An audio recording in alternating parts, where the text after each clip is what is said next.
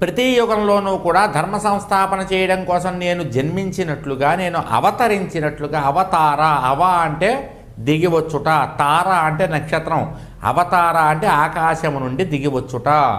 ఆ విధంగా కలియుగంలో నేను సత్యేశ్వరుడిగా వెలిసున్నాను, వెంకటేశ్వరుడిగా వెలిసున్నాను. ఎవరైతే తిరుమలలో వెంకటేశ్వరుడిగా నన్ను దర్శించుకుంటారో, ఎవరైతే అన్నవరంలో సత్యేశ్వరుడిగా నన్ను దర్శించుకుని సత్యదేవ వ్రతం ద్వారా పూజిస్తారో వాళ్ళందరికీ కూడా కలియుగం వల్ల కలిగేటటువంటి కష్ట నష్టాలంటే కూడా తొలగిస్తాను ఆయన.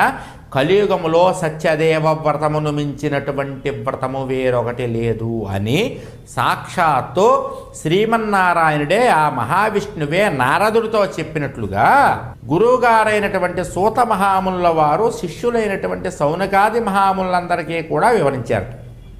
వివరించేటప్పటికీ శిష్యులు అన్నారు వినయంగా గురువుని